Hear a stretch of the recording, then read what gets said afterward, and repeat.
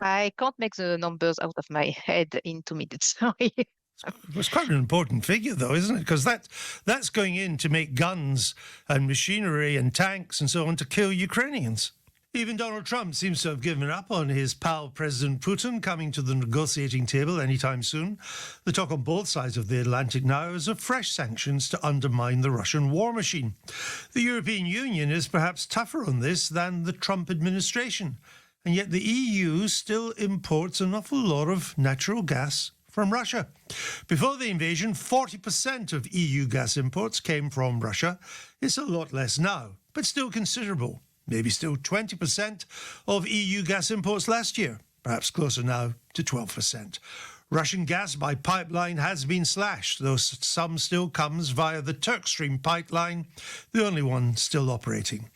But EU imports of Russian liquefied natural gas, LNG, it comes in boats rather than pipes, actually increased after the invasion in 2022, peaking in 2024 at 20% of EU LNG imports, before dropping back this year to something closer to 13%.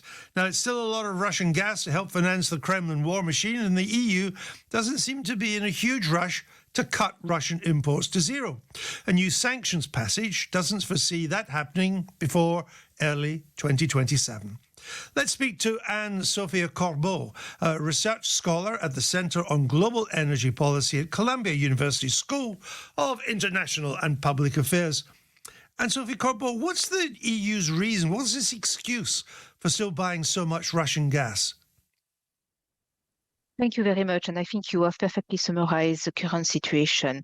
So when you are looking at the current imports, there is about 15 billion cubic meters of gas which is coming by pipeline through the Turk Stream pipeline. And this gas is essentially going to landlocked countries.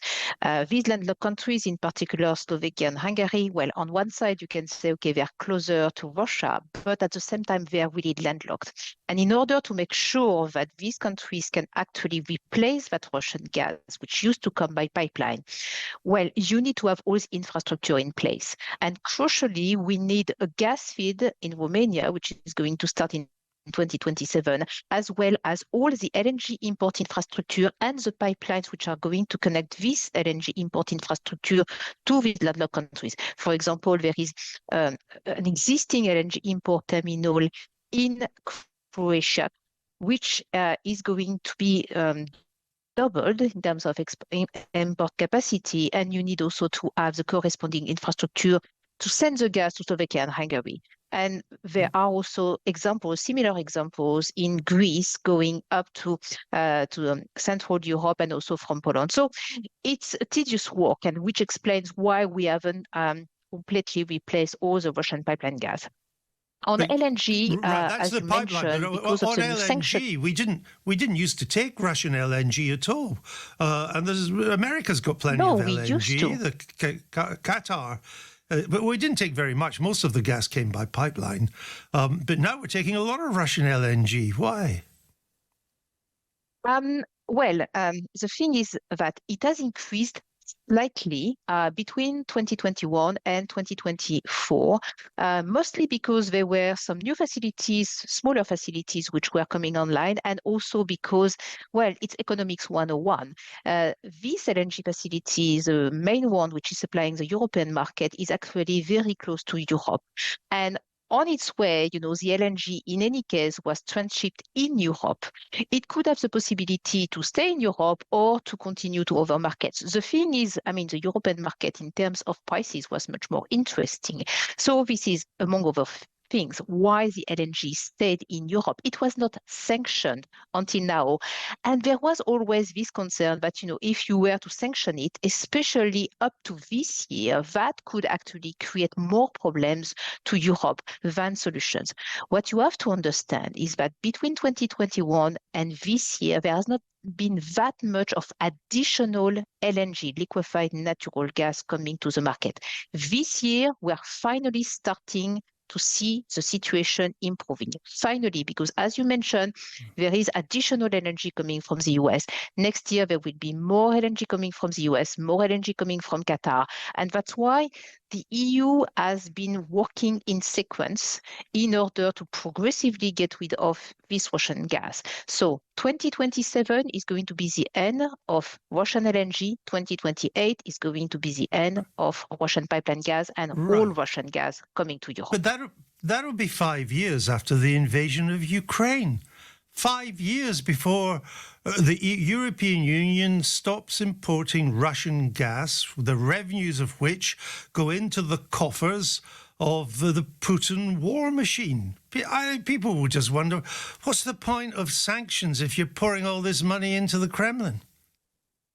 No, this is correct. But the thing is that in order to replace all that gas, and people have to understand that, the Russian pipeline deliveries between 2021 and 2025 have decreased by roughly twice the size of the UK gas consumption. So this is a significant number. Yeah, So in that's order the to replace pipeline. all that gas, no, well, that's Russian deliveries to Europe. So 155 in 2021, probably something around 35 this year. So 120 BCM, roughly twice the size of the gas consumption in the UK. That's very substantial. And in order to replace that, well, as I mentioned, there was not so much additional LNG around. Actually, we have taken LNG from other countries to some extent. There has been a little bit more LNG coming from Norway, from Azerbaijan, but not that much. So the result has been actually a very strong increase in terms of gas prices, and I am sure you have felt the same in terms of your heating bills in the UK, but also a very important decline in terms of gas consumption. And now that the gas prices have come down to a certain extent, Europe doesn't want to destroy even more its industrial capabilities because, companies, industries have been closing down because of the very high energy prices. So Well, we but are that's treading partly very carefully. self-inflicted. That's been partly self-inflicted. Europe and Britain have, by policy design, ended up with some of the highest energy costs in the world. Do we know how much money the Kremlin gets from its sale of gas to the European Union? We have guess estimate because we don't know for sure. I mean, you can very simply multiply, the number of billion cubic meters and the value of the prices on the gas market, like TTF or NBP, for example, and you get. But it's true that this is currently in billion euros. However, I would like to highlight How one many thing, which is billions? maybe very important. You know that until last year, there was gas which was transiting through Ukraine. And you would have thought, why is gas still transiting through Ukraine? I mean, Ukraine and Russia are at war. Well, the Ukrainians, Well, they got money from it. yeah, they got money from it, but also it was some sort of insurance policy that so long as the gas was transiting through Ukraine, Russia would not or would refrain from attacking this gas infrastructure.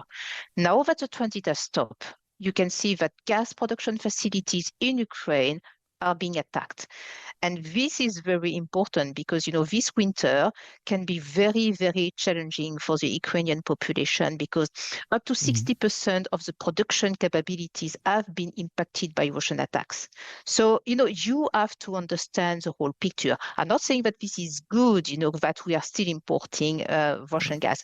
If we could have found another solution with additional LNG, with additional pipeline gas from other countries, I think we would have done that. But the attack was done at the right moment from the Russian point of view.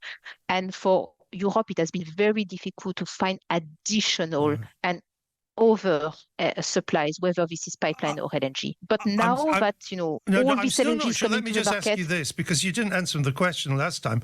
Exactly how much is the Kremlin making out of its sale of gas to the European Union? I can't make the numbers out of my head in 2 minutes. Sorry. It's quite an important figure, though, isn't it? Because that's going in to make guns and machinery and tanks and so on to kill Ukrainians. Well, if I were to quote one number, which is one that at least I know, this is that last year we paid for kind of similar volumes the US about 15 billion euros for US LNG. So that will be in this order of magnitude. Now, for this year, you would have to reduce this number by about 1/3. Okay, so it's coming down, but coming down slowly. It's coming down. It will come down next year, and it will definitely be significantly reduced by 2027. All right. Okay, we'll leave it there. Anne-Sophie Corbeau, thank you for coming on to Times Radio to explain that.